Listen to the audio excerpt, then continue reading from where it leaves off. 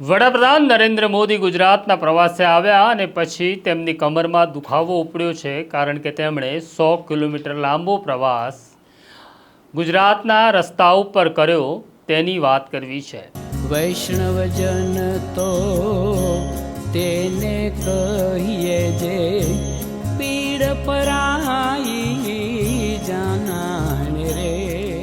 નમસ્કાર, નવજીવન ન્યૂઝમાં તમારું સ્વાગત છે અને હું છું તમારો પ્રશાંત દયાળ। હું તમને એવું કહીશ કે નરેન્દ્ર મોદીની કમરમાં દુખાવો ઉપડ્યો છે, કારણ કે તેમણે ગુજરાતના રસ્તા ઉપર પ્રવાસ કર્યો તો કદાચ તમને હસવું આવશે। ખરેખર આ એક મજાક છે, પણ વાત કરવી છે ગુજરાતના પ્રવાસે આવેલા નરેન્દ્ર મોદી ભાવનગર પહોંચે છે અને ભાવનગરથી તેમનો જે પ્રવાસ હતો તે લોથલ આવવાનો હતો। અમદાવાદ એરપોર્ટ ઉપર નરેન્દ્ર મોદી ઉતરાયણ કરે છે અને ત્યાર પછી હેલિકોપ્ટર માર્ગે ભાવનગર પહોંચે છે અને ભાવનગરથી તે લોથલ જવાના હતા અને લોથલ પહોંચે છે પણ ખરા, અને ત્યાંથી તેમનું હેલિકોપ્ટર ઉડી અમદાવાદ એરપોર્ટ ઉપર આવવાનું હતું। પણ ગુજરાતમાં જે પ્રકારનું હવામાન હતું, વરસાદ હતો, જેના કારણે વડાપ્રધાનની સલામતીને ધ્યાનમાં લઈ હેલિકોપ્ટરના પાયલોટે ફ્લાય કરવાની ના પાડી। એના કારણે લોથલથી અમદાવાદ સુધી વડાપ્રધાન નરેન્દ્ર મોદીને બાય રોડ પ્રવાસ કરવો પડ્યો, એટલે કે મોટર માર્ગે તેઓ લોથલથી અમદાવાદ પહોંચ્યા। નરેન્દ્ર મોદી જ્યારે લોથલથી અમદાવાદ આવવા નીકળ્યા ત્યારે આ તેમનો પ્લાન પ્રોગ્રામ નહોતો, નહીં તો લોથલથી અમદાવાદ સુધીના રસ્તા કાચ જેવા બની ગયા હોત, પણ અચાનક કાર્યક્રમ બદલાયો એટલે વડાપ્રધાન નરેન્દ્ર મોદીને મોટર માર્ગે અમદાવાદ આવવું પડ્યું। ત્યારે રસ્તામાં ગાબડા હતા, પાણી ભરાયેલા હતા અને જ્યાં વિકાસ કાર્યો ચાલી રહ્યા છે તેના સર્વિસ રોડની હાલત બદતર હતી। નરેન્દ્ર મોદી આ બધા જ રસ્તા ઉપરથી પસાર થયા।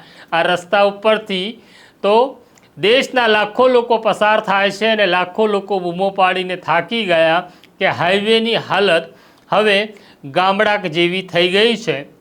ખરેખર આપણે વિકાસની વાત કરીએ છીએ, પણ વિકાસ કેવો થયો છે અને વિકાસની સ્થિતિ શું છે એ આપણે બૂમો પાડતા રહીએ, પણ વડાપ્રધાન નરેન્દ્ર મોદીએ પણ બૂમો પાડી હશે કદાચ ગાડીની અંદર કે જે ગુજરાત હું તમને સોંપી ગયો હતો એ ગુજરાતની તમે શું હાલત કરી છે। રસ્તાઓની હાલત બદતર છે, એ પછી શહેર હોય, ગામ હોય, નગરપાલિકા હોય કે પંચાયત હોય, અહીંયા પૂછનારું રણીધણી કોઈ નથી। અહીંયા બ્રિજ તૂટી જાય છે અને બ્રિજના કામમાં કટકી થાય છે, પણ બધું જ વિકાસના નામે ચાલે છે। દેશના વડાપ્રધાન નરેન્દ્ર મોદી જ્યારે 100 કિલોમીટરનો પ્રવાસ તેમણે રોડ માર્ગે કર્યો ત્યારે એમને પણ અહેસાસ થયો હશે કે વિકાસ શબ્દ હવે ભ્રામક બનતો જાય છે। કદાચ અમદાવાદ એરપોર્ટ ઉપર તેમણે અધિકારીઓને ખખડાવ્યા પણ હશે, પણ આખા રસ્તા એવા છે કે નરેન્દ્ર મોદીની કાર ગમે એટલી આલિશાન હોય તો પણ તમને કમરનો દુખાવો થઈ જાય।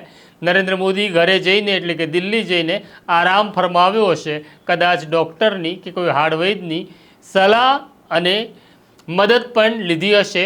આ રસ્તાઓ ક્યારે સુધરશે એવું તો હવે નરેન્દ્ર મોદીને જ પૂછવું પડે। તો આ પ્રકારની સ્ટોરી જોવા નવજીવન ન્યૂઝ જોતા રહો। લાઈક કરો, શેર કરો, સબસ્ક્રાઈબ કરો અને તમારા વિસ્તારના રસ્તા બગડ્યા હોય તો એના વિડીયો પણ આ સ્ટોરીની નીચે મૂકો, જેથી સરકાર સુધી આ વાત પહોંચે। અત્યારે મને મારા સાથી સોનુસિંહ સોલંકીને રજા આપો। નમસ્કાર। વૈષ્ણવજન તો તેને કહીએ જે પીડ પરાઈ